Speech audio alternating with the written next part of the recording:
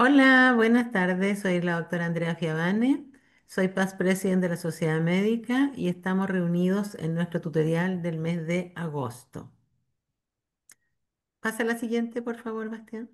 La Sociedad Médica es una sociedad científica sin fines de lucro cuya principal motivo de existencia es la educación. Hay destacados componentes de la medicina interna chilena y tiene más de 1.000 socios. Tiene más de 150 años. Siguiente. Y en nuestra tarea de desarrollar la educación médica nos apoyamos en distintos pilares. Uno de ellos son los cursos de educación médica, que son cursos conocidos por todos.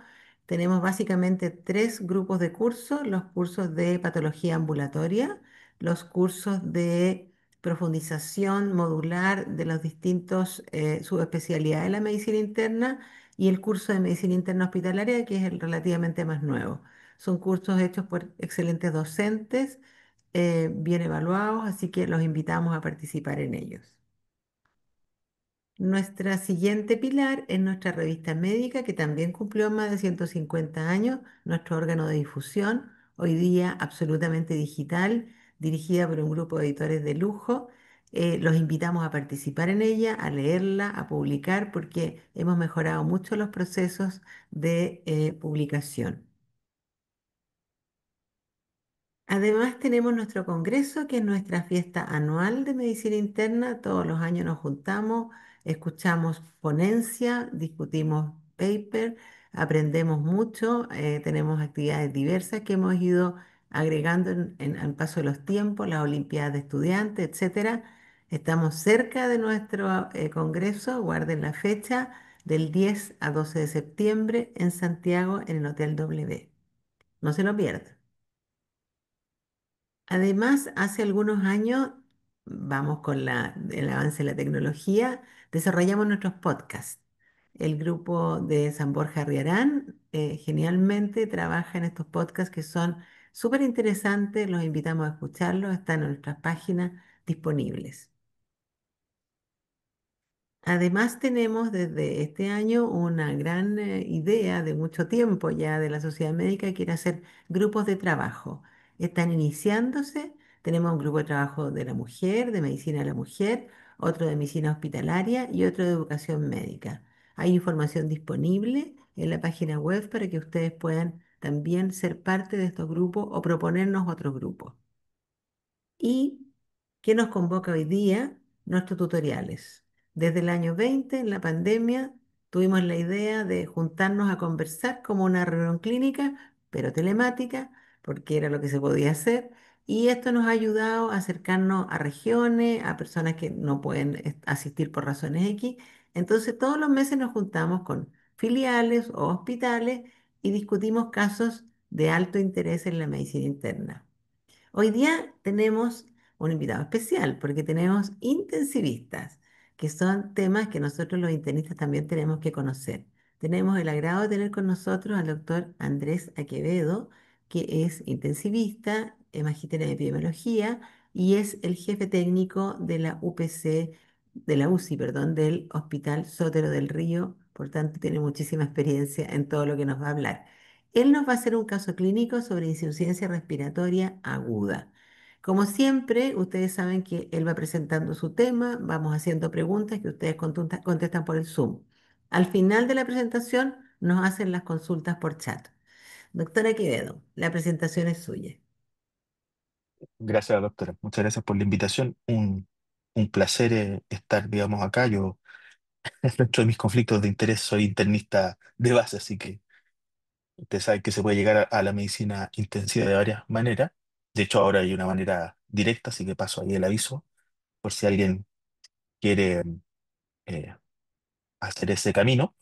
Pero el camino, digamos, que en general la gran mayoría, por lo menos de la gente de intensivo en Chile, es justamente desde la medicina interna. Em, Y un poco el objetivo, digamos, ¿cierto?, de este caso clínico es justamente ver eso, es ver probablemente cómo se aproxima o cómo se debería ¿cierto?, aproximar un internista, ¿cierto?, que le toca efectivamente llegar a esta situación. Entonces, partimos de alguna manera desde cero, conversamos y vemos, digamos, algunas temáticas, ¿cierto? Relacionadas desde la oxigenoterapia, ¿cierto? Evaluación justamente del paciente, ¿cierto? Y su gravedad. Pasamos, ¿cierto? Por em, los métodos de tipo, ¿cierto? No invasivo en términos de ventilación y terminamos ya con la ventilación mecánica propiamente tal. Algunas cosas, algunos tips que me interesa siempre, ¿cierto? Que ustedes, ¿cierto? Como internistas los conozcan, ¿cierto? Y puedan efectivamente hacer partir una buena ventilación mecánica, ¿cierto? En un paciente, ¿cierto? Con el objetivo muchas veces, ¿cierto? De que ese paciente termine efectivamente, ¿cierto? En una unidad de cuidados intensivos, pero en el entendido que el mundo, ¿cierto? No es perfecto y que por lo tanto a veces uno, ¿cierto? En sala, en intermedio, sobre todo, ¿cierto? Tiene que partir ya con esto, sobre todo, ¿cierto?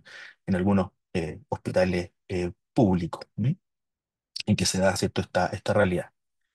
Eh, los objetivos en este caso del caso, ¿cierto? Son identificar cuáles son las principales causas de insuficiencia respiratoria aguda, comprender el manejo, ¿cierto? De la insuficiencia respiratoria aguda severa, ¿cierto? Y comprender en qué se basan las estrategias no invasivas y las invasivas de ventilación mecánica. ¿Mm? Entonces, partamos con nuestro caso.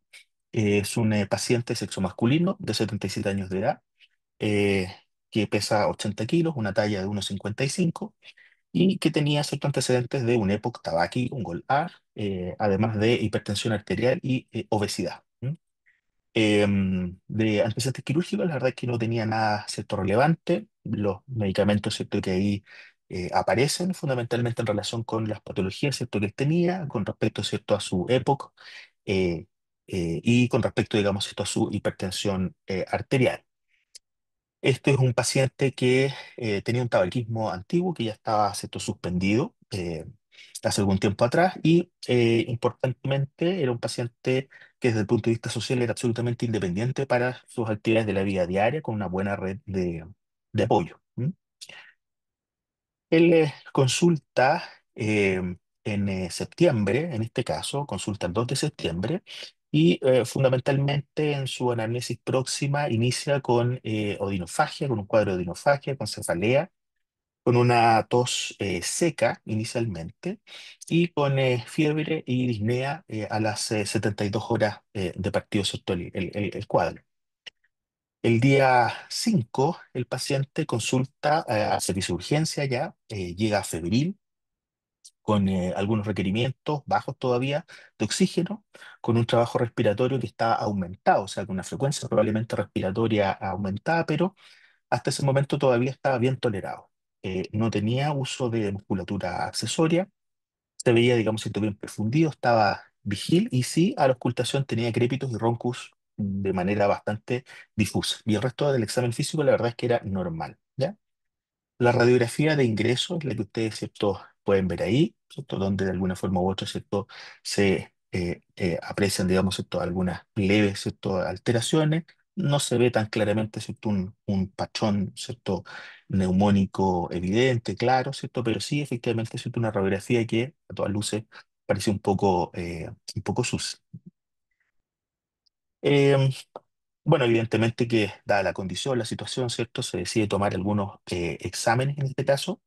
Y el laboratorio de ingreso destaca principalmente que tenía un hematocrito de 31%, una hemoglobina de 10,2, 233.000 plaquetas, 6.800 leucocitos, ¿cierto? Con un 9,9%, ¿cierto? De linfocitos, una creatinina, ¿cierto? De 0,88, una bilirrubina, ¿cierto? Total normal y una PCR que estaba, ¿cierto? Alterada, 4,94, siendo el valor normal para este laboratorio menor a 0,5. Tenía también un dímero D que estaba alterado, ¿cierto? El que destaca ahí, el que ustedes están viendo, con una ferritina, ¿cierto? Que estaba dentro de valores normales.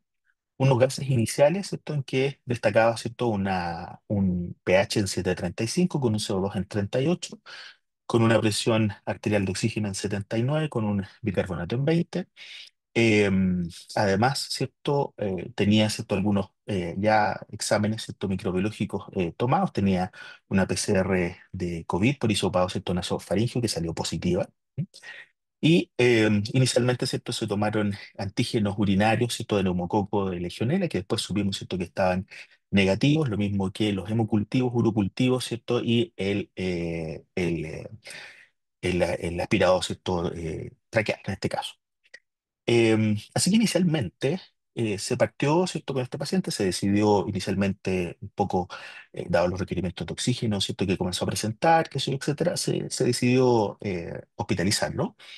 Se hospitalizó inicialmente en una unidad de cuidados intermedios y se partió de tratamiento pensando, ¿cierto? En el tema del COVID con dexametasona, broncodilatación, ¿cierto? Y una cánula nasal de alto flujo iniciando en 60 litros por minuto. Y principalmente un monitoreo clínico, ¿cierto? Del trabajo respiratorio. Por ese motivo, ¿cierto? El paciente se hospitaliza en la unidad de tratamiento intermedio. Como vemos, ¿cierto? La evolución en intermedio, el paciente, ¿cierto? Inicia el día 5 con esta terapia, ¿cierto? Con SENAF, inicialmente bien tolerada, mejoró efectivamente el trabajo respiratorio y comenzó a presentar menor requerimiento de oxígeno.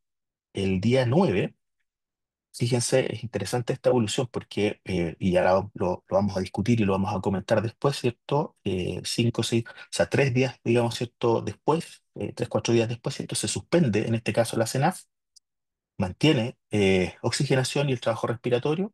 No presentó a todas luces, digamos, ¿cierto? De acuerdo a los exámenes y a la evolución y función de órgano, disminuyó, ¿cierto? El trabajo respiratorio y el paciente se traslada a una sala de baja complejidad para continuar el manejo.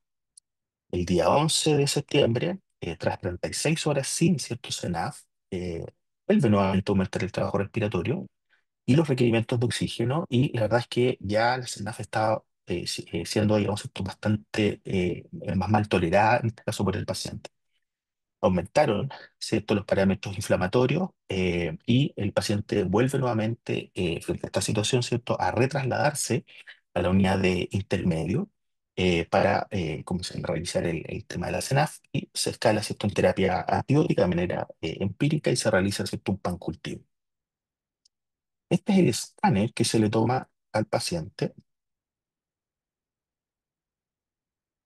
que es interesante y que probablemente a algunos quizás les va a ser un recuerdo de lo que vivimos, ¿es cierto?, en poco en situación, ¿cierto?, de pandemia.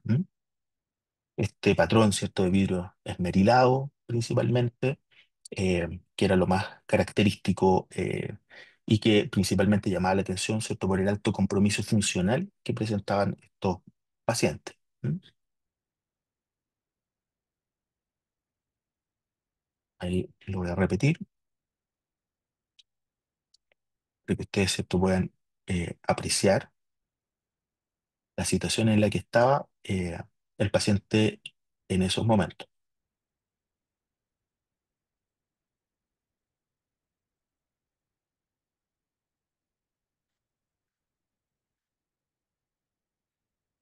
Evidentemente que tenemos, ¿cierto?, un paciente recapitulando, ¿cierto?, que está en una situación o en una condición que parecería, ¿cierto?, ir conduciendo finalmente a una situación, ¿cierto?, de hipoxemia.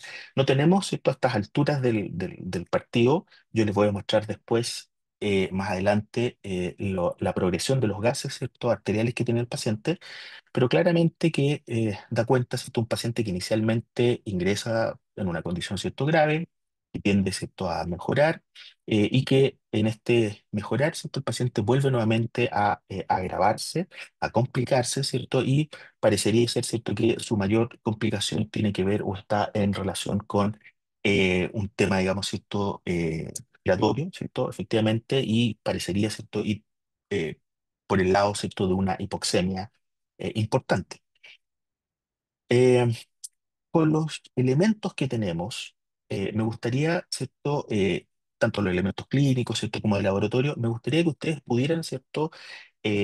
Responder, ¿cierto?, a esta primera pregunta. ¿Qué mecanismos creen ustedes, ¿cierto?, fisiopatológicos sería la causa de esta hipoxemia? Así que les doy un par de minutitos para que ustedes ahí por el Zoom, ¿cierto?, puedan responder. ¿Cierto? La primera alternativa, ¿cierto?, es por hipoventilación, trastorno de difusión. La segunda alternativa por CHAN, por trastorno BQ o trastorno de difusión. La tercera alternativa es un trastorno BQ, chant, hipoventilación, trastorno de difusión. Y la última alternativa, chant, hipoventilación, trastorno BQ o atelectasia hiperperfundía. Esto es re importante porque de alguna forma u otra nos va a permitir, ¿cierto?, poder orientar justamente la terapia, el poder saber, ¿cierto?, que tiene, ¿cierto?, o poder intentar predecir de alguna manera u otra que tiene el paciente, nos va a permitir, ¿cierto?, orientar la terapia, en este caso. Así que les voy a dar eh, un, un- un minuto, digamos, ¿cierto?, como para que ustedes, digamos, ¿cierto?, vayan pensando qué es lo que pudiera, digamos, ¿cierto?, estar pasando, en este caso, ¿cierto?, con el paciente. ¿M? Eh, Probablemente uno se imagina, ¿cierto?, en una situación así que es un paciente, ¿cierto?, que tiene una mixtura de cosas, ¿cierto?, que podrían estar explicando eventualmente la probable, ¿cierto?, hipoxemia que presenta, que ya vamos a ver que sí, que efectivamente era real, ¿cierto?, en los siguientes gases que le vamos a ir tomando.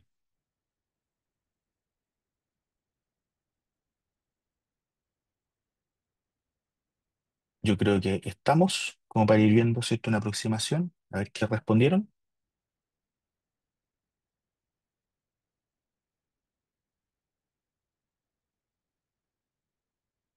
Perfecto, yo aquí tengo, ¿cierto? Y me imagino que ustedes también están viendo, el 4% de los asistentes, ¿cierto? Destacó o puso, ¿cierto?, como opción la alternativa A, era hipoventilación y trastorno de difusión. Un 35% la alternativa B, ¿cierto?, que era CHAN, trastorno BQ, trastorno de difusión. Un 42%, ¿cierto?, la alternativa C, ¿cierto?, que daba cuenta de un trastorno BQ, CHANT, hipoventilación y trastorno de difusión. Y un 19% la alternativa, ¿cierto?, que además, digamos, ¿cierto?, colocaba, ¿cierto?, las atelectasias hiperperfundidas. ¿Ya? Comentemos las alternativas. La verdad es que efectivamente gran parte de lo que aparece aquí pudo, ¿cierto?, haberle pasado a este paciente. ¿M?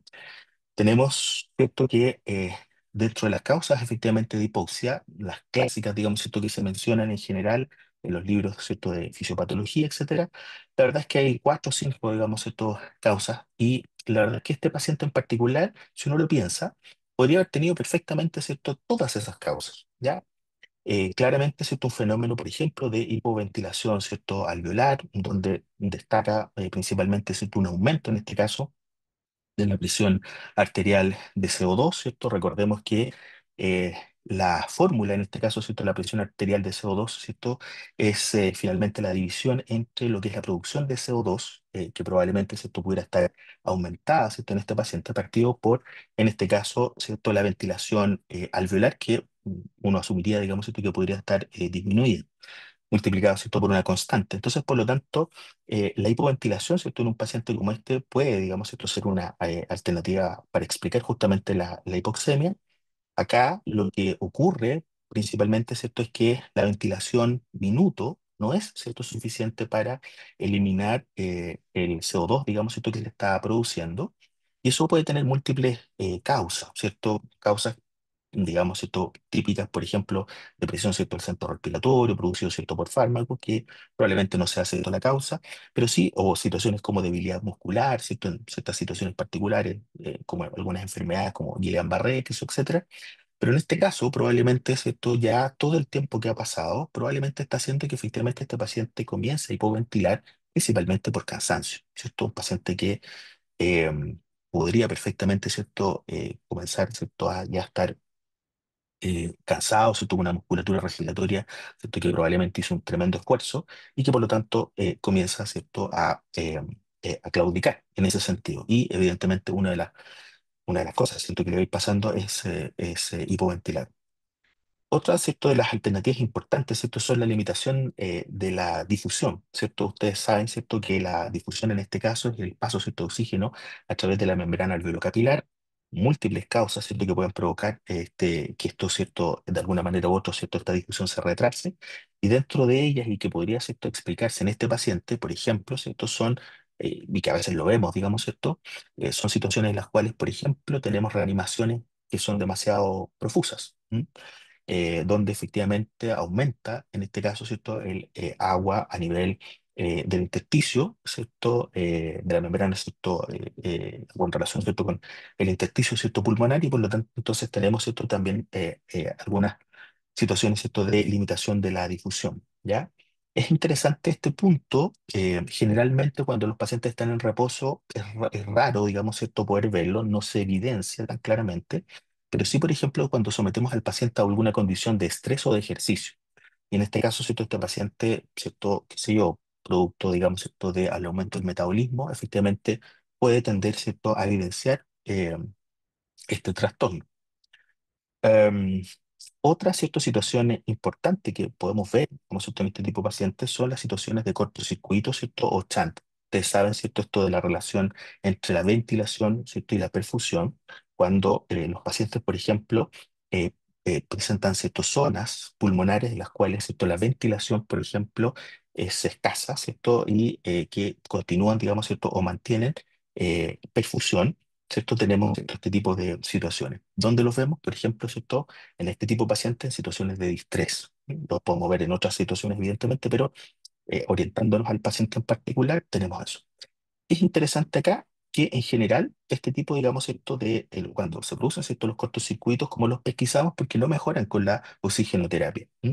Y vemos, digamos, ¿cierto? Que el CO2, digamos, ¿cierto? A veces no necesariamente, ¿cierto? Se mantiene alto, pero sí, ¿cierto? El hecho, digamos, ¿cierto? De que no mejore con la oxigenación. Otra situación, ¿cierto? En particular puede ser ya propiamente tal y que probablemente sea la más común y la que engloba de alguna manera u otra, ¿cierto? Lo que está pasando con el paciente son los desequilibrios BQ, ¿ya? Ustedes saben, ¿cierto?, de que la relación BQ, desde el punto de vista teórico, ¿cierto?, sería uno. Sabemos, digamos, ¿cierto?, que en la realidad es 0,8. Y en general, ¿cierto? Tenemos o podemos, ¿cierto? Tener zonas donde se mantiene, ¿cierto? La perfusión, pero la ventilación, ¿cierto? Está deteriorada y por lo tanto, ¿cierto? Tenemos un BQ bajo uno o situaciones en las cuales, ¿cierto? Se mantiene la ventilación, pero la perfusión, ¿cierto? Se ve alterada, ¿cierto? Donde, ¿cierto? El trastorno, ¿cierto? Es mayor a uno. Pero dando cuenta fundamentalmente de este desequilibrio, ¿cierto? BQ. Por lo tanto, ¿cierto? Parecería, ¿cierto? Que la alternativa, en este caso, que engloba la mayor cantidad de cosas que le pudieran estar pasando, ¿cierto? Al paciente, es la alternativa C, ¿m? En donde hay, ¿cierto? Un trastorno BQ, donde hay chant, donde hay hipoventilación y trastornos de difusión. Esto es interesante porque nos va a permitir, ¿cierto? Ir sabiendo cómo nos vamos a ir aproximando, como les decía, a el,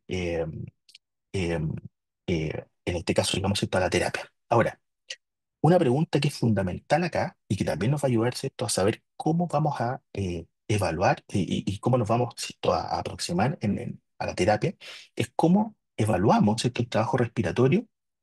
Asumamos que ya el paciente está, ¿cierto?, con CENAF, ¿cierto?, que es lo que nos dijeron, ¿cierto?, efectivamente en intermedio. ¿Cómo evaluamos el trabajo respiratorio, ¿cierto?, en CENAF en este paciente?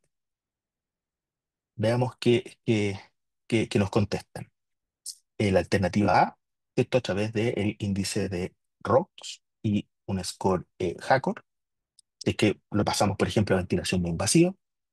La alternativa B, la evaluamos a través de el patrón respiratorio que tiene el paciente, la frecuencia respiratoria, la PAFI, ¿cierto? Y signos de fatiga que pudiera presentar.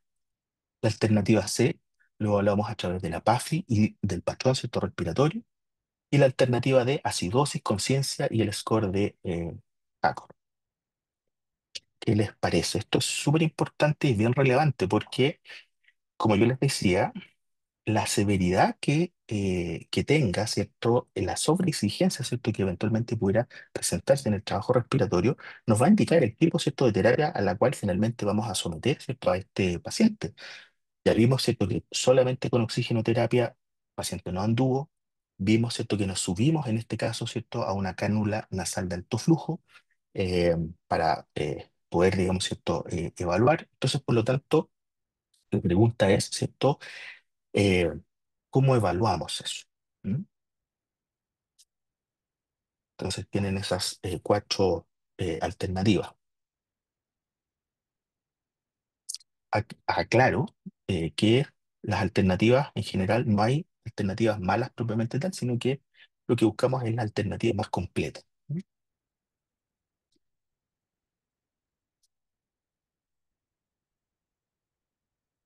Les doy algunos segundos para que contesten.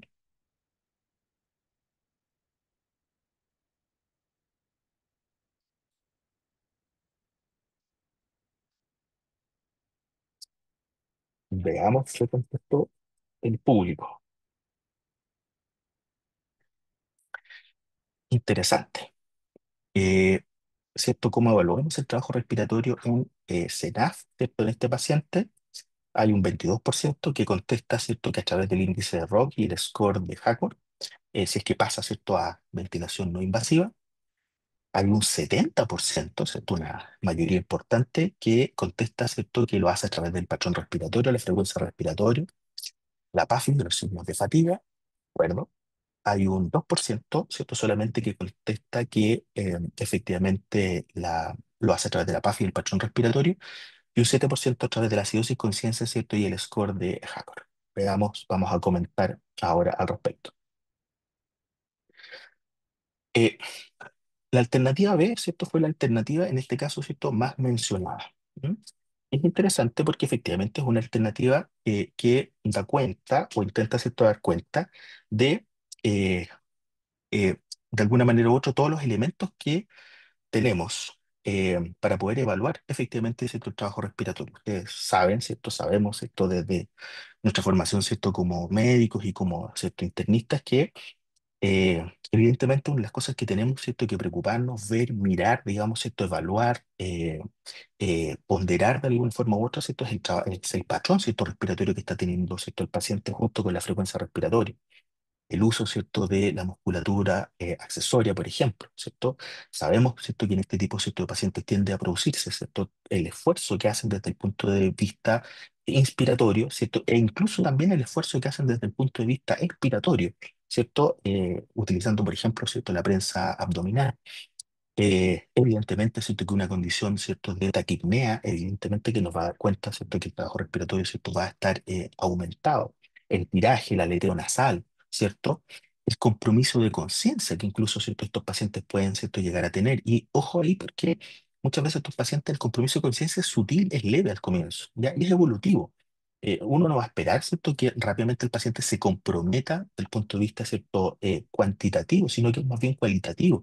A veces un paciente, ¿cierto? Que está completamente orientado, ¿cierto? En tiempo y espacio se desorienta. Y ese es el primer signo, ¿cierto? Que tenemos muchas veces para poder darnos cuenta de que efectivamente está pasando algo con ese paciente. Evidentemente que parámetros objetivos, ¿cierto? Como la PAFI, ¿cierto? También evidentemente, ¿cierto? Nos pueden ayudar los signos, ¿cierto? De fatiga. Pero también hay otras cosas, ¿cierto? La acidosis, ¿cierto? Que eventualmente el paciente, ¿cierto? Puede comenzar a tener, también, ¿cierto? Es interesante. Les cuento que en realidad la alternativa más correcta, como les dije, no hay una alternativa mala propiamente tal, era la primera alternativa, ¿ya? ¿Y por qué razón? Si ustedes, ¿cierto?, conocen efectivamente el índice de ROX y el índice de HACOR, ¿cierto?, el score, digamos, ¿cierto?, de HACOR, se van a dar cuenta que engloba justamente todo lo que nosotros queremos saber, ¿cierto? Y evaluar en este tipo, ¿cierto? De pacientes. El índice de ROX, que se hizo bastante popular, ¿cierto? En tiempos de pandemia, sobre todo, ¿cierto? En las urgencias, ¿cierto? A partir de nuestros colegas, ¿cierto? Los urgenciólogos, ¿cierto? Evalúa y vemos que en general, ¿cierto? Es una relación que hay entre, ¿cierto? La saturación de oxígeno, la FiO2 y la frecuencia respiratoria. Bastante sencillo de calcular, bastante simple en general de tener. Y lo interesante, ¿cierto? Es que en pacientes que están, por ejemplo, con CENAF, un índice de 4 puntos, o sea, un índice mayor a 4,88, un índice mayor a 5, en general, nos da cuenta de que nuestro tratamiento con CENAF está siendo exitoso. Porque, y esto es lo que me interesa, ¿cierto? Como uno de los primeros mensajes que me gustaría, ¿cierto? Transmitirle, es que es súper importante que nosotros probemos terapias, pero esas terapias tienen que ser probadas, tienen que ser contra algo, tienen que ser contra algún grado de mejoría en este sentido. Y tenemos que ser objetivos respecto a ese punto. ¿M? Entonces, por lo tanto, por ejemplo, este índice de alguna forma u otra, ¿cierto? Tiene un valor predictivo, ¿cierto? Positivo bastante bueno y nos da cuenta efectivamente, ¿cierto? De que nuestra terapia, ¿cierto? Con CENAF está siendo, ¿cierto? Efectiva. Lo peor que podemos hacer, por ejemplo, el tener un paciente, ¿cierto? En CENAF, en Pronovigil, y que lamentablemente lo sufrimos, ¿cierto? En pandemia y probablemente ustedes, ¿cierto? Digamos, lo vivieron, se dieron cuenta, es no evaluar este tipo de pacientes y dejarlos. Es como que yo doy la terapia y me voy y vengo a evaluarlo, ¿cierto? Al día siguiente. Eso es un error, ¿ya? Y eso hay que tenerlo súper claro, porque este tipo de terapias, como vamos a ver, en general cuando el paciente responde, responde relativamente rápido. ¿M? No se demora, ¿cierto? Mucho tiempo, efectivamente, ¿cierto? En responder. Y cuando no responde, ¿cierto? Es muy poco probable que el día siguiente el paciente vaya a responder, menos que el tercer día, menos que el cuarto día, ¿cierto? El paciente vaya a responder.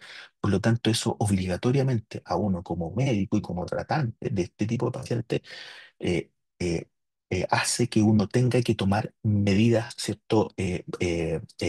Más agresivas probablemente para poder, ¿cierto? Mejorar al paciente. Era bastante típico, ¿cierto? Sobre todo en pacientes jóvenes, ¿cierto? Que el paciente no mejoraba. No empeoraba, pero tampoco, ¿cierto? Se veía una gran mejoría. Bueno, ahora sabemos, ¿cierto? Que ese tipo de pacientes clínicamente, efectivamente, estamos viendo que no empeoraba, pero desde el punto de vista, ¿cierto? Imagenológico, desde el punto de vista, ¿cierto? Funcional, sí estaba, ¿cierto? Empeorando su condición y su situación. Y cuando terminaban, por ejemplo, llegando a ventilación mecánica, llegaban en una peor condición. ¿M? Eso evidentemente que marcaba su outcome futuro. El otro score, ¿cierto? Que les quería, ¿cierto? Comentar, era este HACOR, que efectivamente se utiliza, ¿cierto? En aquellos pacientes, por ejemplo, fíjense ustedes, después de una hora de ventilación no invasiva. ¿Qué parámetros contempla? Contempla, ¿cierto? La frecuencia cardíaca, la acidosis, la conciencia, ¿cierto? La oxigenación y la frecuencia respiratoria. Aquí simplemente saqué dos pantallazos de calculadora común y corriente de acceso gratuito, así que ustedes pueden perfectamente googlear, se van a encontrar, digamos, ¿cierto? Con ellas. Son bastante sencillas, digamos, ¿cierto? De utilizar. Y lo interesante es que, por ejemplo, valores superiores a 5 después de una hora de ventilación no invasiva hablan de fracaso de la no invasiva. O sea, tenemos una herramienta bastante validada en general también, en este tipo, ¿cierto? De pacientes en particular, en la cual en una hora, ¿cierto? Ya tenemos de alguna forma u otra una evaluación respecto a lo bien o lo mal que le está haciendo, ¿cierto? Nuestra terapia. Eh, por lo tanto, ese es un poco el mensaje que quiero entregarles en esta primera parte, que tenemos obligatoriamente que evaluar lo que estamos haciendo. ¿Ya? Eso es clave en este tipo de pacientes. Si no lo hacemos, lamentablemente terminamos finalmente en el escenario de tener que intubar y ventilar al paciente, pero ya en una condición eh, muchísimo, ¿cierto? Más grave. ¿M? Digamos, la evolución, ¿cierto? En intermedio en este paciente, ¿cierto? El día 11 habíamos dicho que habíamos iniciado, ¿cierto? La CENAF en supino, que ya tenía, ¿cierto? El trabajo respiratorio aumentado, que todavía, ¿cierto? Lo describen como un trabajo que estaba siendo tolerado. Al día siguiente, el día 12 el paciente se mantiene, ¿cierto? En CENAF, se inicia pronovigil, ¿ya? Esa es la conducta, ¿cierto? Que toman acá. Y el trabajo respiratorio seguía, ¿cierto? Aumentado, pero todavía lo describen como bien tolerado. El día 14, ¿cierto? Sigue en CENAF, sigue en pronovigil y se agrega un mayor drive ventilatorio asociado a fiebre. ¿Y qué es lo que se fija, ¿cierto? En la evolución de los exámenes de laboratorio, fundamentalmente, sobre todo los gases. El día 11, ¿cierto? Que es cuando parte este nuevo episodio, ¿cierto? De deterioro, tenía un pH de 7,45, ¿cierto? Tenía una PAFI de 101, tenía, ¿cierto? Un CO2 en 33, ¿cierto? Una PCR en 2, ¿cierto? 11.000 leucocitos, no tenía fiebre, y la CENAF se estaba manejando, ¿cierto? Con 50 litros y con una FO2 al 60%. El día 12, ¿cierto? Y si ustedes se van fijando, ¿cierto? En la medida en que va progresando el tiempo, vamos viendo que, por ejemplo, se va haciendo, ¿cierto? Más acidótico el paciente, vamos viendo que la PAFI en este caso va cayendo, ¿cierto? Partimos con una PAFI en 101, mejoramos un poquitito hasta 110, pero probablemente bien marginal, y finalmente, ¿cierto? El día 14 estábamos con una PAFI bajo 100 en 74. Un CO2, ¿cierto? Que vamos viendo que va aumentando de 33, ¿cierto? Donde probablemente todavía teníamos compensación a nivel, ¿cierto? Del centro respiratorio y todo lo que es, digamos, ¿cierto? El trabajo muscular respiratorio. Comenzamos a ver que de a poquitito, ¿cierto? Comienza a claudicar y se comienza, ¿cierto? A a posar justamente el CO2 en el organismo. Vemos, ¿cierto?, que desde el punto de vista inflamatorio, el paciente efectivamente comienza, ¿cierto?, a inflamarse cada vez más, ¿cierto? Ya hay manifestaciones clínicas, ¿cierto?, como la fiebre, ¿cierto? Y desde el punto de vista, ¿cierto?, de la CENAF, vemos, ¿cierto?, que en general tenemos que aumentar justamente los requerimientos y terminar, ¿cierto?, con una FiO2, por ejemplo, ¿cierto?, del 100%. ¿Mm? Entonces, la tercera pregunta, el tercer desafío que les traigo es, entonces, en esta situación en la que estamos, ¿qué estrategia, cierto, proponemos para el manejo, cierto, de este paciente? ¿Mm? La alternativa A es, lo mantenemos, cierto, en CENAF, Pronavigil, y aumentamos, por ejemplo, el oxígeno, la oxigenoterapia. Pasamos, cierto, ya a ventilación no invasiva, por ejemplo. Pasamos de frentón a ventilación mecánica invasiva, por supuesto, previamente intubándolo, ¿cierto? O alternativa D, ¿cierto? Intubamos, ventilación mecánica invasiva y una VIC de relajo neuromuscular. Qué les parece? Qué harían ustedes en esta situación? Están las alternativas, ¿cierto? En la primera, ¿cierto?, alternativa, de alguna forma u otra, estamos viendo que es muy parecido, ¿cierto?, a lo que ya se está haciendo como el día 14, ¿cierto?, de digamos, de la fecha, digamos, ¿cierto?, el 14 de septiembre con el paciente. Ya las otras alternativas, ¿cierto? Significa pasar a cosas, ¿cierto?, superiores. Ustedes saben, ¿cierto?, que la CENAF, la gracia, ¿cierto?, la gran gracia que tiene, ¿cierto?, y el descubrimiento desde el mundo pediátrico, ¿cierto?, en adelante, fue de alguna forma u otra, ¿cierto?, la capacidad, ¿cierto?, la posibilidad que tiene de darnos un pequeño, ¿cierto?, aumento, ¿cierto?, en la presión de la vía aérea. ¿M? Que por supuesto, ¿cierto?, evidentemente que no llega a lo que nos da la ventilación no invasiva, ni menos lo que nos da la ventilación invasiva, ¿cierto? Pero que para muchos pacientes eventualmente, ¿cierto?, puede ser lo justo, lo que necesitan y por lo tanto, entonces, salvarlos a veces, ¿cierto?, de la ventilación invasiva. Em, eh, Así que desde ese punto de vista, esto siempre ha sido una terapia, ¿cierto?, muy interesante, y que probablemente cada vez vamos a explorar, ¿cierto?, aún más. Otra alternativa, ¿cierto?, es pasar de frentón a la ventilación mecánica no invasiva, ¿cierto?, como tal, o ya de frentón decir, no, esto ya no anduvo, estamos mal, ¿cierto?, vamos a tener que intubar y comenzar a ventilar. Y otra alternativa, ¿cierto?, ya de frentón voy a relajar también, digamos, ¿cierto?, a mi paciente. Veamos qué contestó el público. Interesante, interesante. Vemos que un 2% se inclinó por mantener prácticamente, ¿cierto?, lo que estábamos haciendo el último día. Un 19%, ¿cierto?, indicó que sí, ya pasaría a algo superior como la ventilación, ¿cierto?, no invasiva. Un 37% dijo ya de frente lo intubamos.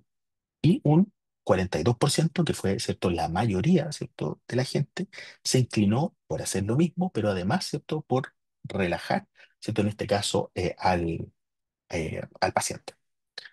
Interesante, vamos a comentarlo.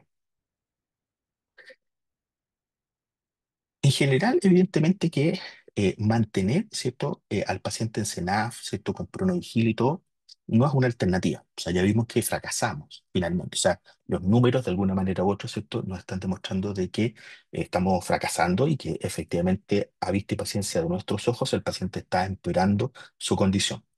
Por lo tanto, ya estamos, ¿cierto?, en una situación, ¿cierto?, compleja. Em, Una posibilidad que efectivamente, ¿cierto?, se manifiesta como una posibilidad real, sobre todo eh, por el pH, por ejemplo, ¿cierto?, que tenía un poco ciertos pacientes, era haberlo, ¿cierto?, intentado ventilar no invasivo. Pero la verdad, la cosa es que ya estábamos viendo fatiga muscular. Y eso lamentablemente no se soluciona, ¿cierto?, con el mayor PIB que finalmente le estamos dando con la ventilación no invasiva. Así que por lo tanto, probablemente hubiera sido una terapia que nos hubiera llevado, ¿cierto?, a fracasar en ese sentido. Por lo tanto, parece, ¿cierto?, que desde el punto de vista, que lo más razonable, ¿cierto?, sería intentar apoyarlo ya desde el punto de vista no solamente, ¿cierto?, de presión, no solamente de oxigenoterapia, sino que además, digamos, ¿cierto?, darle un apoyo a la musculatura respiratoria que ya está moviendo, ¿cierto?, que está efectivamente, ¿cierto?, claudicando. Y efectivamente, ¿cierto?, la alternativa es, ¿cierto?, intubar y ventilar, digamos, ¿cierto?, de forma invasiva. Probablemente la pregunta, ¿cierto?, que nos estamos haciendo es si le parto una vid de relajo neuromuscular. Y eso es interesante. Ustedes saben, ¿cierto?, que una vid de relajo neuromuscular, por ejemplo, ha probado outcomes positivos, ¿cierto?, pero en pacientes distresados, de frente, ¿cierto?, con un distrés, ¿cierto?, respiratorio. La pregunta que uno se podría hacer, ¿cierto?, si en este caso este paciente en particular tiene ya a estas alturas un distrés respiratorio. Y más que cierto esa pregunta, uno debería preguntarse, ¿cierto?, si eventualmente, por ejemplo, con ventilación convencional, que no involucra cierto relajo neuromuscular, podría eventualmente este paciente andar mejor, ¿ya? Vamos a ver en una diapositiva, ¿cierto?, siguiente o posterior, digamos, ¿cierto?, de que esto es un tratamiento que prácticamente es escalonado de alguna forma u otra y que probablemente todavía nos falta explorar efectivamente qué es lo que va a pasar con nuestro paciente en ventilación mecánica invasiva convencional. Eh, porque eventualmente pudiera, digamos, ¿cierto?, este paciente andar, pudiera hacer lo necesario para el paciente. Sabemos, ¿cierto?, de que cerca de más de un 90% de los pacientes con ventilación mecánica invasiva convencional, sin necesidad de relato neuromuscular, mejoran. Por lo tanto, y sabemos por otra parte, ¿cierto?, que el relajo neuromuscular, sobre todo en la medida en que aumenta, ¿cierto?, el tiempo de uso, genera alteraciones y problemas no menores. Así que, por lo tanto, quizás, ¿cierto?, la alternativa en este caso más correcta, o la alternativa, ¿cierto?, que yo les propondría, ¿cierto?, sería inicialmente ventilarlo, invasivo, pero aguantarnos todavía, ¿cierto?, con el relajo neuromuscular. ¿Y qué es lo que pasó? Lo que pasó, ¿cierto?, es el día 14, bueno, efectivamente, la gente, ¿cierto?, que estaba manejando a este paciente, ¿cierto?, se dio cuenta de que la situación, ¿cierto?, era bastante mala. Por lo tanto, el paciente, ¿cierto?, se intubó, ¿cierto?, sin incidente. La PAFI previo, ¿cierto?, a la intubación era de 80 y se realizó un lavado bronquial velar bastante usado porque una PAFI de 80, la verdad es que es un poquito habla más bien de contraindicación para hacer el lavado, pero bueno, fue lo que se hizo, ¿cierto? Y esta fue, ¿cierto?, la radiografía que tenía, ¿cierto?, posterior al el lavado, ¿cierto?, bronquio alveolar. La siguiente pregunta que me interesa, ¿cierto?, pensando en que ustedes son los que están tratando, ¿cierto?, al paciente, son ustedes, ¿cierto?, los que están en esta situación, en esta condición. ¿Cómo vamos a iniciar, cierto, la ventilación mecánica en este paciente? Es sabido, ¿cierto?, que, como yo les decía, les comentaba anteriormente, puede pasar que este paciente todavía no tenga cama, ¿cierto?, en la unidad de cuidados intensivos y que eventualmente tengamos que manejarlo, ¿cierto?, en intermedio, por ejemplo. Eh, o, ¿cierto? También es sabido, ¿cierto?, que muchos, digamos, ciertos residentes de medicina interna hacen su trabajo, ¿cierto?, de, por ejemplo, 28 horas en las unidades de cuidados intensivos. Así que, por lo tanto, esto es una competencia que de alguna forma u otra es importante que el internista, ¿cierto?, la maneje. Entonces, les pregunto, ¿cómo iniciaría la ventilación mecánica, ¿cierto?, en este paciente? La alternativa A, ¿cierto?, es con un volumen corriente de 6 ml por kilo de peso ideal, con una frecuencia respiratoria de 12, con un PIB de 10. La alternativa B es un volumen tidal, digamos, ¿cierto?, de 6 ml por kilo de peso, ¿cierto?, con una frecuencia respiratoria de 18, con un PIB de 6. La alternativa C, ¿cierto?, son el mismo volumen corriente, con una frecuencia respiratoria de 22, pero agregan que ajustaría, ¿cierto?, con el CO2, ¿cierto?, y con un PIB de 8.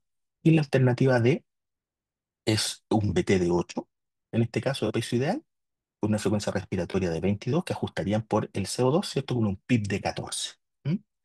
Eh, Esas, ¿cierto?, son las alternativas, en este caso, que les propongo. Eh, Veamos qué contesta en este caso, ¿cierto?, la audiencia. ¿Mm? Hay algunas dentro de las alternativas, ¿cierto?, que pudieran ser bastante similares unas con otras, pero hay algunas cosas que es importante que ustedes dominen respecto y que tengan sumamente claro, ¿cierto? Porque esta va a ser la primera aproximación que van a hacer, ¿cierto?, con el ventilador mecánico. Veamos qué dice la audiencia. Perfecto. En general, ¿cierto? La primera alternativa, digamos, tuvo, ¿cierto? No, nadie, digamos, ¿cierto? La puso, ¿cierto? Un 0%. La segunda alternativa, ¿cierto? Un 23%. La tercera alternativa, que fue la que se llevó, digamos, ¿cierto? La mayor fue, con un 77%, ¿cierto? Fue la que el volumen corriente, ¿cierto? Era de 6, ¿cierto? Con presión ideal, con una frecuencia respiratoria de 22, ajustaban, ¿cierto? Por CO2 y con un PIB de 8. Y la última, ¿cierto? Alternativa tampoco la eligió nadie. Comentémosla. Eh, sí, efectivamente, ¿cierto? Acá hay algunas cosas que son básicas. Uno, lo primero, ¿cierto? Que uno tiene que saber cuando programa, ¿cierto? Un ventilador mecánico es que el volumen corriente que uno programa, ¿cierto? Tiene que ser un volumen corriente bajo. Ya está archirriquete probado desde el año 2000, ¿cierto? Con la aparición del paper, digamos, ¿cierto? Del New England, del grupo, ¿cierto? Del Arnett Ward, que efectivamente en pacientes, ¿cierto? Con distrés, fue, digamos, ¿cierto? El estudio, pero además, ¿cierto? A posterior también, digamos, ¿cierto? Pudimos saber de que esto también se aplica, digamos, ¿cierto? Para pacientes con distrés y sin distrés, estrategias de PIB bajo, estrategias, perdón, de volumen corriente bajo, ¿cierto? Son protectores y efectivamente incluso, ¿cierto? Tienen menor mortalidad. Hay pocas cosas, ¿cierto? En medicina intensiva que demuestran, ¿cierto? Que bajan, digamos, ¿cierto? Mortalidad y el volumen corriente bajo lo hace. Es una de las pocas, digamos, ¿cierto? Que lo hace. Por lo tanto, en estos momentos, efectivamente, el uso, digamos, ¿cierto? De 5 6 ml por kilo de peso hasta 8 ml por kilo de peso ideal, y recalco eso, es lo que, ¿cierto? Se recomienda, tanto para pacientes con distrés como para pacientes, ¿cierto? Sin distrés.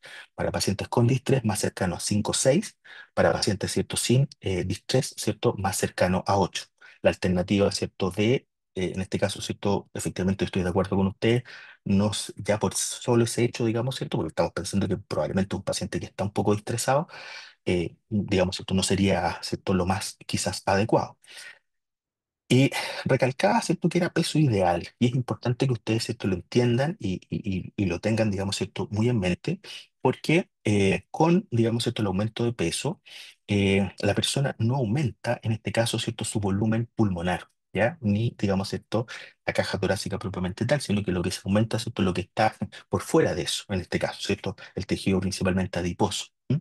Por lo tanto, nuestro volumen pulmonar está dado por nuestra talla, en este caso, ¿ya? Así que es importante, ¿cierto?, que siempre las mediciones la hagan sobre esa base, ¿ya? Lo segundo, y por qué, por ejemplo, la alternativa A no es buena, la frecuencia respiratoria. Si ustedes, ¿cierto?, están programando un volumen corriente, en este caso, bajo, eh, lo que tienen, digamos, ¿cierto?, que preocuparse es que el volumen minuto sea, ¿cierto?, lo suficientemente adecuado. Y ustedes saben, ¿cierto?, que el volumen minuto, ¿cierto?, es la relación, la multiplicación entre el volumen corriente por, ¿cierto?, la frecuencia respiratoria. Entonces, evidentemente, que si ya tienen, ¿cierto?, un volumen corriente bajo, con una frecuencia respiratoria baja, el volumen minuto que van a tener es demasiado poco. Por lo tanto, la adaptabilidad que va a tener este paciente al ventilador mecánico va a ser muy pobre, muy mala. Entonces, por lo tanto, están obligados, ¿cierto? Si están manejando volúmenes corrientes bajos, a tener frecuencias respiratorias altas, ¿ya? Y lo tercero, ¿cierto? Para encontrar, bueno, perdón, y dentro de lo mismo, ¿cierto? La frecuencia respiratoria muchas veces que uno utiliza, ¿cierto? 20, 22, 24, en este tipo, ¿cierto? De pacientes, ¿cierto? Que además, digamos, ¿cierto? Están con acidosis metabólica, etcétera. Y efectivamente, después de una hora, ajustamos con el CO2. Entonces, de acuerdo, ¿cierto?, a el CO2, ¿cierto?, que tenga el paciente, los gases arteriales, vemos, digamos, si es necesario aumentar o, digamos, ¿cierto?, disminuir efectivamente la, eh, la frecuencia respiratoria, en este caso, ¿cierto?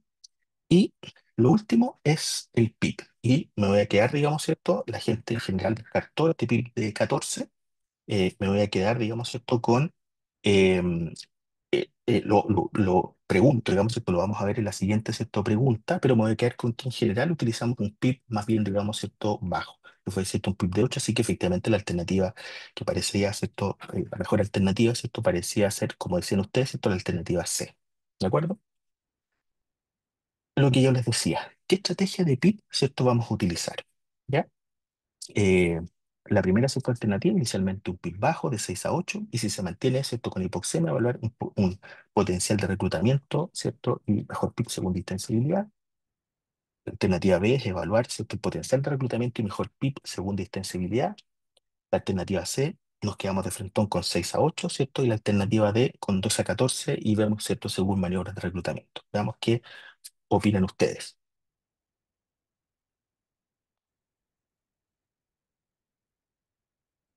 Esta es una pregunta que puede parecer, no sé si sencilla, pero eh, digamos, no tan importante, pero en realidad es bien importante porque esto es lo que nos va a, em, de alguna manera, indicar, ¿cierto? Si es que conocemos, ¿cierto? La respuesta nos va a indicar cómo nos vamos a aproximar al tipo de estrategia ventilatoria que vamos a utilizar, ¿cierto?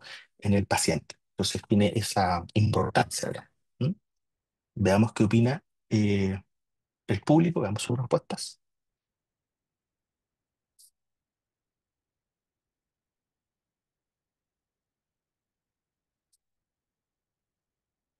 Veamos las respuestas.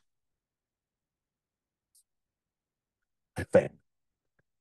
La gran mayoría de la gente, un 72%, ¿cierto? Señaló que inicialmente partía con un PIB bajo, 6 a 8, y si se mantiene con hipoxemia, evaluaba potencial de reclutamiento y mejor PIB según distensibilidad. Perfecto. Muy bien. Entonces, efectivamente, como dicen ustedes, ¿cierto? Lo que hay que entender en ventilación mecánica es que, como yo les decía, más del 90% de los pacientes con estrategias de ventilación convencional, que fueron las que, por ejemplo, se utilizaron en el estudio de Lardner-Ward, digamos, ¿cierto? Este estudio, ¿cierto?, de 6 versus 12 ml por kilo de peso en pacientes con distrés, que demostró que efectivamente el BT de 6, digamos, ¿cierto?, tenía, ¿cierto?, menor mortalidad, ¿cierto?, que el de 12. Efectivamente, ellos utilizaron estrategias de PIB bajo, ¿ya? PIB convencional. Y es interesante porque más del 90% de la gente con solo este tipo, ¿cierto?, de estrategia en general mejora, ¿ya? Y logra, digamos, ¿cierto?, salir adelante. Existe, efectivamente, ¿cierto?, un porcentaje menor, 7 8 digamos, cierto por ciento, en los cuales em, esta estrategia, ¿cierto? No logra mejoría, mantenemos, ¿cierto?, la hipoxemia, se vuelve, ¿cierto?, una hipoxemia refractaria y efectivamente ahí sí tenemos que evaluar el potencial de reclutamiento y el mejor, digamos, ¿cierto?, PIB según, ¿cierto?, la distensibilidad que tengamos, ¿ya? Y nos pasamos a un segundo escalón en esta escalera, por así decirlo, ¿cierto?, de terapia que tenemos, ¿ya? Y efectivamente, ¿cierto?, llegamos a un punto en el cual vamos a tener que comenzar, ¿cierto?, a utilizar estrategias, digamos, ¿cierto?, un poco más agresivas, ¿ya? Les adelanto, ¿cierto?, que un poco el sentido de esto tiene que ver principalmente con la heterogeneidad que tienen los pulmones, por ejemplo, que están con una situación de distrés, donde de manera sencilla, de manera simple, podríamos, ¿cierto?, señalar que existe un porcentaje de alvéolos que están sanos. Existe, ¿cierto?, un porcentaje de alvéolos que están colapsados o semicolapsados, y existe un porcentaje de alvéolos que están ocupados ya sea con fluidos, con detritus o de frentón, digamos, ¿cierto?, condensados, ¿ya? En esta estrategia, lo que vamos, ¿cierto?, a utilizar, ¿cierto?, acá fundamentalmente es intentar meter mayor presión positiva al pulmón. ¿Con qué objetivo? Con el objetivo de impactar sobre los alvéolos que están, ¿cierto?, colapsados o semicolapsados, de manera que se abran. ¿Cuál es la idea? Aumentar el porcentaje de alvéolos aireados que participan efectivamente, que van a participar, ¿cierto?, en el intercambio gaseoso, con el objetivo de mejorar, ¿cierto?, la hipoxemia que está siendo, ¿cierto?, refractaria. ¿Dónde está el problema? El problema está en que efectivamente ustedes comprenderán que no es una estrategia selectiva, que por lo tanto va a impactar también en los alvéolos que estaban eh, normales, ¿cierto? Que estaban adecuadamente aireados y que incluso puede hacer que estos, ¿cierto?, se sobredistiendan y por lo tanto disminuye efectivamente, ¿cierto?, el intercambio gaseoso y que en los alvéolos, ¿cierto?, que estaban ocupados, ¿cierto?, el impacto la verdad es que es bastante mínimo. Entonces, de acuerdo a eso, ¿cierto?, es de alguna forma u otra, ¿cierto?, el impacto que va a tener mi terapia. Mientras más porcentaje, por ejemplo, de alvéolos colapsados o semicolapsados yo tenga y logre abrir, va a ser el impacto, el mejor impacto, por así decirlo, ¿cierto? O el mayor potencial de reclutamiento que yo logre, ¿cierto? En ese paciente en particular.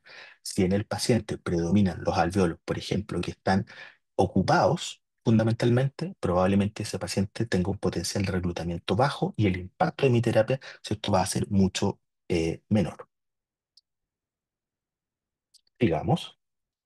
Entonces, tras la intubación, ¿cierto? Bueno, y el lavado, ¿cierto? Bronquialveolar, ¿cierto? Se programó, ¿cierto? En este caso el ventilador mecánico. Y fíjense cómo se programó. Se programó con 320 ml, con un PIB de 12, con una meseta, ¿cierto? De 26. Yo acá les quiero mostrar un video eh, que lo que intenta, ¿cierto? Reproducir es de alguna manera u otra cómo hacemos una maniobra de reclutamiento. Si ustedes se fijan, ¿cierto? Lo que nosotros hacemos, esto está en volumen control. En este caso, ¿cierto? El paciente está con relajo neuromuscular, yo lo paso, ¿cierto? Lo voy a pasar, ¿cierto? A CPAP y lo que voy a programar, ¿cierto? Es un soporte de 0, ¿cierto? Y en este caso, un PIB de 40. Y eso lo voy a mantener, en este caso, por 40 segundos. A partir de ahí, se toma el tiempo, ¿cierto? Se cuentan, en este caso, ¿cierto? 40 segundos, en donde efectivamente yo estoy manteniendo el PIB a 40. Estoy mostrando ahí, ¿cierto? En la pantalla un poco el impacto que eventualmente esta maniobra puede tener sobre la hemodinamia del paciente, que a veces puede ser severísimo, así que por lo tanto hay que tener mucho cuidado, digamos, ¿cierto? Con lo que uno está haciendo. Y finalmente, ¿cierto? Una vez que ya pasan los 40 segundos, ¿cierto? Lo que yo hago es volver nuevamente a dejar el PIB, y en este caso lo paso a un PIB de 20, y vuelvo, digamos, ¿cierto? A ciclar el ventilador en una modalidad, digamos, ¿cierto? Un asistido controlado por volumen.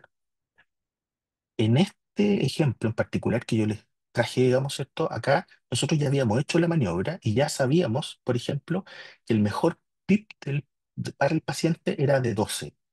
Así que por ese motivo, ¿cierto? Rápidamente lo fijamos, ¿cierto? En 12. Y ahí les muestro, y aquí les voy a mostrar eh, acá la misma tabla, ¿cierto? En este caso, ¿cierto? El mejor PIB que nosotros conseguimos, ¿cierto? O cómo lo hacemos, ¿cierto? Lo que vamos haciendo en este caso es, ¿cierto? Con, por ejemplo, un PIB de 20, calculamos la meseta y vamos calculando el driving pressure o, digamos, ¿cierto? La distensibilidad. Entonces vemos en este caso que, por ejemplo, el mejor PIB para este paciente, ¿cierto? En que, ¿cierto? El driving pressure, digamos, ¿cierto? Fue el menor, que era de 14, ¿cierto? Era con un PIB de 10 o de 12. ¿M? Y finalmente entonces se eligió dejarlo, ¿cierto? En 12, en este caso, ¿cierto? En particular. ¿De acuerdo? Penúltima pregunta. ¿Qué otras terapias usaríamos con este paciente además de ventilación mecánica protectora? Veamos qué opina, ¿cierto? El público. Podríamos, ¿cierto? Utilizar una estrategia de alto PIB, máximo reclutamiento, ¿cierto? Bloqueo neuromuscular, ahora sí, ¿cierto? Prono. Podríamos utilizar solamente bloqueo y prono, solo prono, alto PIB, máximo reclutamiento, bloqueo neuromuscular, prono, hipercapnia permisiva. ¿Mm? Entonces, si ustedes se fijan, ¿cierto? Hemos ido escalando. Partimos, ¿cierto? Desde la oxigenoterapia con este paciente, pasamos, ¿cierto? Por CENAF, de alguna forma u otra, ¿cierto? Por Pronovigil, CENAF con Pronovigil. Pasamos después, digamos, ¿cierto? Ya a un punto en el cual tuvimos que intubar, comenzar con ventilación mecánica convencional, ¿cierto? Con PIB bajo, ¿cierto? Nos aproximamos, ¿cierto? Ya a la situación en la cual utilizamos estrategias de máximo reclutamiento y alto PIB, ¿cierto? Eh, eh, y un poco la pregunta es, ¿qué viene? ¿Qué más? ¿Mm? Veamos sus respuestas.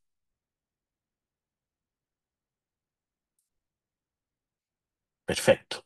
Perfecto. Eh, Voy a comentar, ¿cierto? Que la gran mayoría, ¿cierto? El 50%, casi, ¿cierto? 50% dijo alto PIB, máximo reclutamiento, bloqueo neuromuscular prono, hipercapnia permisiva.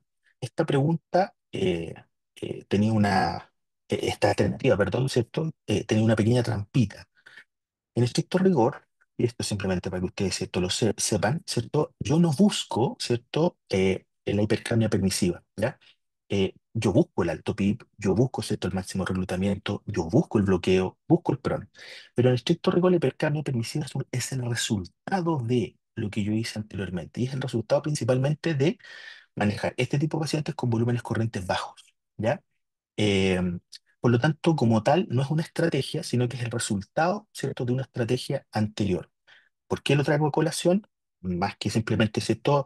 Es un poco porque lo traigo a colación, ¿cierto?, para comentarles que la hipercapnia permisiva, como su nombre lo indica, si el paciente tiene un CO2 de 60 y no está impactando en su desempeño cardiovascular, la verdad las cosas es que lo dejo. Y privilegio, en este caso, el volumen corriente bajo. O sea, ¿por qué se produce una hipercapnia? Se produce básicamente porque hay volumen corriente bajo. Privilegios. ¿De acuerdo? Eso es una cosa, ¿cierto?, importante siempre de saber. ¿M? Así que eso un poco se los comento. Pero en general, ¿cierto?, lo contestaron muy bien. Esto es lo que yo les decía, ¿cierto? Esto es una publicación, ¿cierto?, de Papacian, un intensivista, digamos, ¿cierto?, bastante famoso, conocido, ¿cierto?, en el mundo, ¿cierto?, del intensivo, y él grafica en un paper, digamos, ¿cierto?, de revisión, él grafica efectivamente esto que yo les decía, ¿cierto?, como de terapia, ¿cierto?, en este caso, ¿cierto?, escalonada, ¿ya? En donde efectivamente lo que vamos viendo es cómo va, ¿cierto?, aumentando justamente las terapias en la medida en que el paciente, ¿cierto?, está con una condición, ¿cierto?, más grave. Y él lo grafica fundamentalmente, si ustedes se fijan, ¿cierto?, en la PAFI que va teniendo el paciente, ¿cierto? Y, ¿cierto?, ya cuando la PAFI, por ejemplo, es bajo 100 en general, ¿cierto?, él está discutiendo el uso, digamos, ¿cierto?, de terapias de circulación extracorpórea, digamos, ¿cierto?, de oxigenación, ¿cierto?, extracorpórea, como por ejemplo el ECMO. Eso. Finalmente, entonces, después de 48 horas de ventilación mecánica, el paciente presentó, ¿cierto?, una mejoría persistente, ¿cierto? Ahí vemos la evolución que tuvo la PAFI, ¿cierto? Ya el cuarto día estaba francamente mejor. Y después ya, ¿cierto? Esto es interesante, después del segundo día de manejo, ya el paciente impresionó, ¿cierto?, con sobredistensión, con estas escalas, digamos, ¿cierto?, de PIB alto, así que se decidió, digamos, ¿cierto?, bajar, en este caso, ¿cierto?, el PIB para evitar justamente la sobredistensión, ¿ya?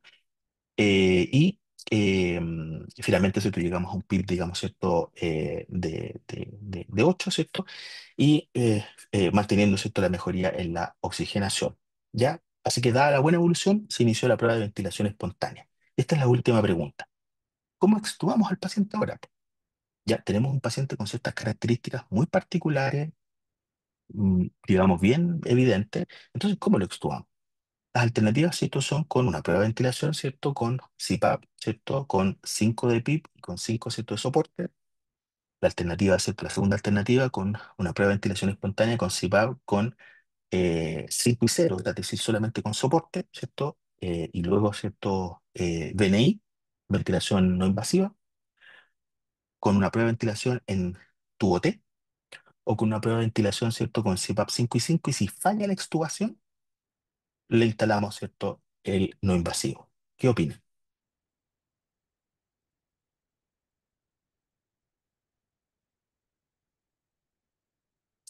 Veamos la respuesta.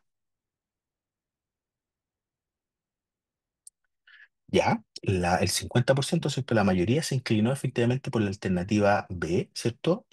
Con un CPAP 5.0, o sea, con un soporte, con presión soporte, y luego, ¿cierto? Efectivamente con ventilación, ¿cierto? No invasiva. Es interesante, ya estamos finalizando, ¿cierto? Comentarles que efectivamente ustedes tienen razón, ¿cierto? En este tipo de pacientes, a ver, de todos los pacientes que se intuban, ¿cierto? El 80% de los pacientes en general requiere, digamos, ¿cierto?, de algo más que simplemente sacar el tubo, ¿ya? De ese 20%, el 80% requiere fundamentalmente una prueba de ventilación espontánea. Eso se produce principalmente en los pacientes que llevan más de 48 horas, ¿cierto?, intubados o en ventilación mecánica. En ventilación mecánica.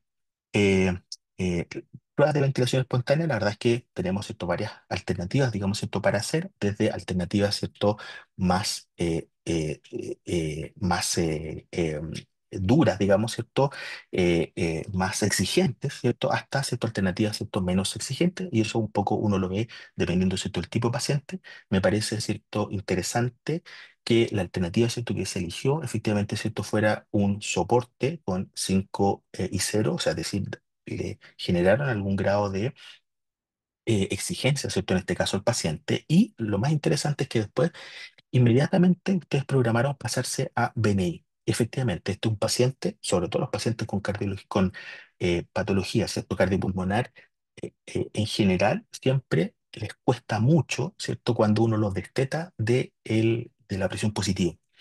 En general tienden a fallar. Entonces, por lo tanto, hacer la salida gradual de la presión positiva parece ser, ¿cierto?, la mejor estrategia. Y donde sí, ¿cierto? ¿Y por qué, por ejemplo, la alternativa D no está correcta? Donde sí sabemos, por ejemplo, ¿cierto?, que se producen, ¿cierto?, más fallas, ¿cierto?, en la extubación es cuando, por ejemplo, le instalamos el BNI una vez que vemos que el paciente está fallando. ¿Ya? Eso en general hay que tratar de no hacerlo, sino que eventualmente programarlo, digamos, esto ya de manera anticipada. Lo último, el paciente fue extubado después de una prueba de ventilación espontánea. En este caso se hizo por 30 minutos con, efectivamente, como decían ustedes, con un soporte y se apoyó inmediatamente con Benei. ¿Ya? Toleró bien la extubación y en general el paciente salió adelante. Eso. Con eso terminamos el caso. Quedo atento a las preguntas. Muchas gracias, doctor, muy claro. Se entiende. Suponemos que tenemos preguntas, todavía hay pocas. Que los invitamos a hacerle preguntas al doc. Está también la doctora Ruiz, que a lo mejor nos quiere acotar algunas cosas. Mientras tanto, que se hizo bien al comienzo de la presentación, por ahí, que dice que poco tiempo después de inicio de la CENAF hago el ROX. Hola, Carola. Sí, en general es rápido, ¿ah? Partido, digamos, partiendo de la CENAF, en general dentro de las primeras 6 horas yo ya puedo tener, digamos, una respuesta a cómo evoluciona. En el entendido, ¿cierto? Y un poco dando cuenta, ¿cierto?, de la realidad, aunque muchas veces, ¿cierto?, tiene sobre todo las urgencias, que eso, etcétera. O sea, en general, ya debiéramos tener una respuesta clara antes de 12 horas. O sea, antes de 12 horas yo debería ya poder, digamos, ¿cierto?, con esto, con la evaluación de estos parámetros, saber si efectivamente mi CENAF, por ejemplo, está resultando o no. Ya, pero en general la respuesta es bastante rápida, que fue uno de los errores que cometimos, ¿cierto?, en la pandemia, claramente. Em, y existen métodos, dice, para determinar un poco la parte final que planteó, la probabilidad de que el paciente sea difícil de extubar. Buena pregunta, súper buena pregunta. Eh, es difícil, ¿ah? A ver, de lo que sabemos, ¿cierto? Que es bien grosero en realidad, de lo que sabemos, ¿cierto? Sabemos que los pacientes que tienen patología de base cardiopulmonar van a ser complicados de extubarse. Eso de entrada, uno muchas veces, ¿cierto? Ya cuando los intuba, uno sabe, ¿cierto?, que van a ser pacientes difíciles de extubar y por lo tanto, ¿cierto?, ya planifica, por ejemplo, hacer un destete gradual de la presión positiva. Eso es como las primeras cosas. Lo segundo, en este tipo de pacientes son muy agradecidos, sobre todo los cardiópatas, de que los saquemos, ¿cierto?, de la presión positiva lo más seco posible, ¿ya? Una de las fallas, digamos, ¿cierto?, más importantes, digamos, esto tiene que ver con el exceso, ¿cierto?, de volumen. Estos pacientes lo toleran muy mal. Entonces, por lo tanto, frente a esa situación, hay que tratar de sacarlos, ¿cierto?, lo más secos, ¿cierto?, posibles para efectivamente, ¿cierto?, evitar problemas. El otro grupo de pacientes, que probablemente la pregunta, ¿cierto?, va más por ahí, que no tienen, digamos, ¿cierto?, estos antecedentes, la verdad es que es más difícil, ¿cierto?, poder predecir si efectivamente va a pasar eso. Mientras más tiempo un paciente permanezca en ventilación mecánica, evidentemente que su destete, ¿cierto?, probablemente vaya a ser más complicado. Mientras más tiempo el paciente, por ejemplo, permanezca con sedación profunda, con bloqueo neuromuscular, por ejemplo, el destete probablemente, ¿cierto?, va a ser más complejo, más complicado. Hay factores intrínsecos del mismo cierto paciente, pacientes que tienen antecedentes, por ejemplo, cierto, de uso de benzodiazepinas, drogadicción, por ejemplo, etcétera, consumo, ¿cierto?, de sustancias, también son bastante, digamos, ¿cierto?, más complejos y a veces, ¿cierto?, uno quisiera ir un poco más rápido en el destete, pero lamentablemente tiene que, digamos, ¿cierto?, hacerlo más lento.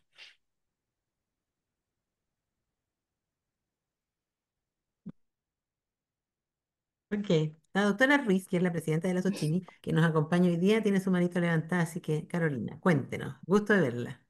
Hola, doctora Giovanni, muy buenas noches. Ahí está. Eh, lo primero, bueno, es agradecer a la Sociedad Médica de Santiago por esta invitación agradecer al doctor Aquevedo, que es mi jefe y amigo en el Sotero del Río, por su excelente presentación con este enfoque muy fisiológico y fisiopatológico que es característico de la medicina intensiva. Muchos de nosotros venimos de la medicina interna, ¿cierto? Yo creo que ese es un sello de nuestra especialidad. Bueno, y creo que Andrés en el fondo lo pudo plasmar muy bien en la presentación, porque uno muchas veces puede tener una receta de cocina, está cansado en un turno y actuar medio automáticamente, y eso no está mal para el turno, ¿ah? Cuando uno está a las 3 de la mañana cansado, muchas veces hay que hacerle caso a la receta de cocina. Pero al día Mm. siguiente, ¿cierto? El equipo que llega a la casa, duchadito, tomadito desayuno, es importante un poco que haga la reflexión de por qué hacemos las cosas. Así que felicitar y agradecer a Andrés por su excelente presentación. Ok. Caro, ¿quiere agregar algo? Algo que quieran, como el público está medio tímido para las preguntas, algo que quieran ustedes como destacar como de importancia. El doctor ha hecho, como tú bien dices, una explicación fisiopatológica magnífica, pero pensando que tenemos público joven en formación. Yo creo que bueno, algo que siempre tenemos que tener desde el día uno, ¿cierto? Que uno intuba un paciente es ir pensando en la salida. ¿M? Y como decía Andrés, evitar la sobrecarga hídrica. Si bien estos pacientes muchas veces hay que sedarlos profundo y relajarlos, tratar de liberar eso lo más rápido que se pueda. Los corticoides muchas veces también los necesitamos en estos pacientes con falla respiratoria, pero también usarlos de manera prudente. Siempre reflexionar si están indicados o no están indicados. Sabemos, ¿cierto?, que, por ejemplo, si es una neumonía por influenza no va a estar indicado, pero en el COVID sí, en el neumocistis, en los pacientes VIH también, neumonias bacterianas, ahí hay algunos estudios que dicen que sí, que otros que dicen que no.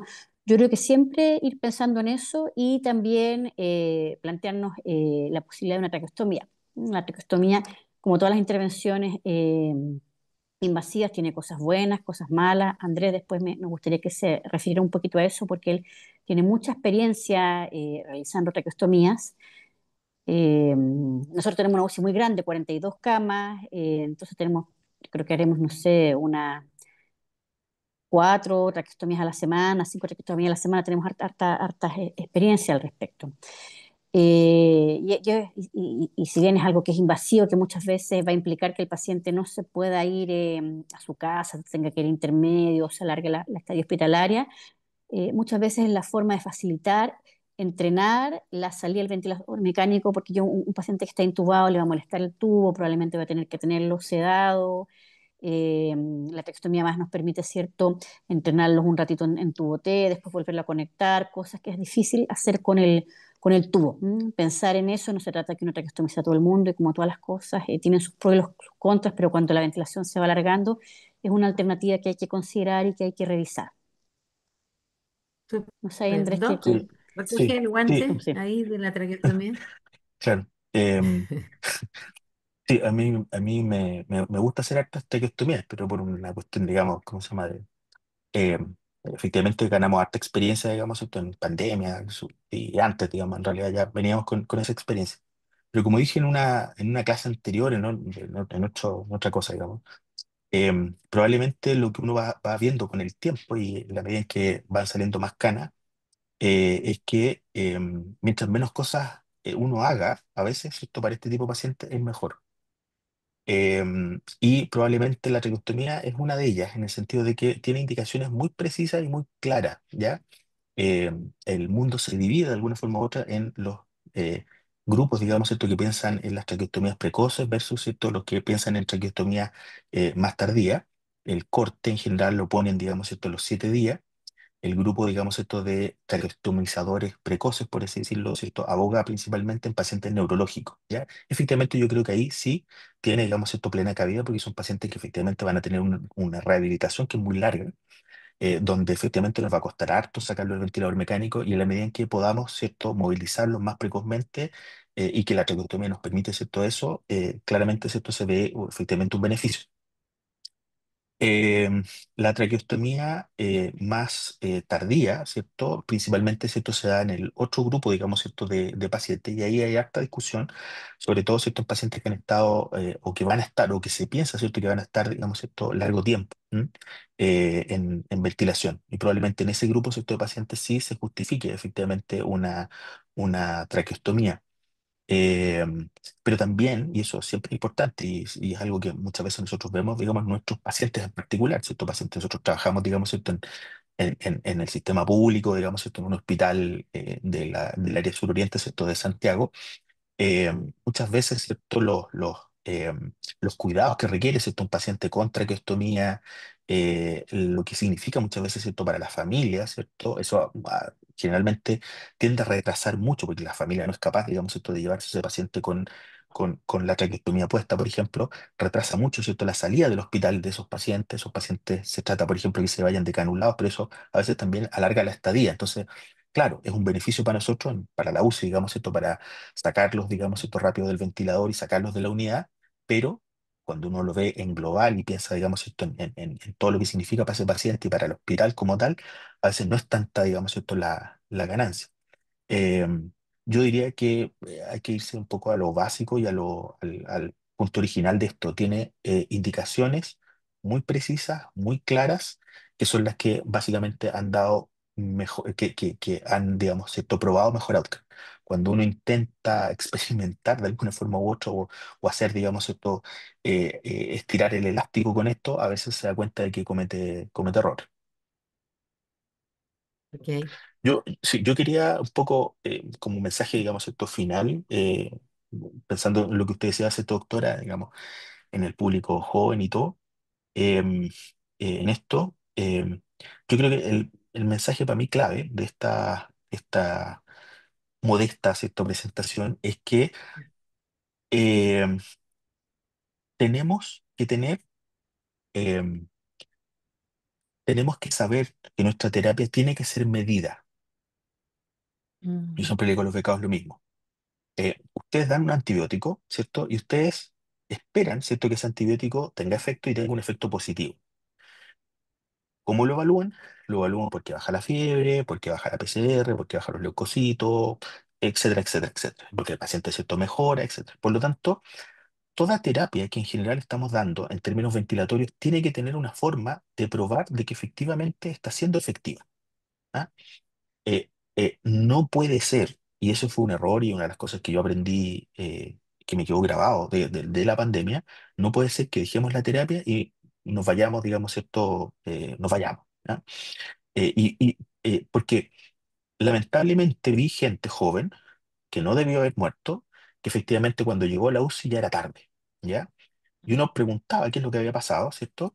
Y, por supuesto, en esos momentos todos desconocíamos, ¿cierto?, el tema. Una de las cosas, ¿cierto?, que pasaba era que justamente los pacientes se prolongaban, por ejemplo, con Cenaf y Pronavigil, ¿ya? Una semana. Y uno preguntaba, bueno, ¿pero qué pasó? No, pero es que ni mejora ni empeora. Y era más o menos lógico que pasara eso, porque eran pacientes jóvenes, que tenían alta reserva funcional. Por lo tanto, efectivamente, no iban a empeorar, ¿cierto?, de manera dramática, como por ejemplo lo hacían los pacientes mayores o con más comorbilidades. Pero lamentablemente, cuando ya llegaban después de una semana, ¿cierto?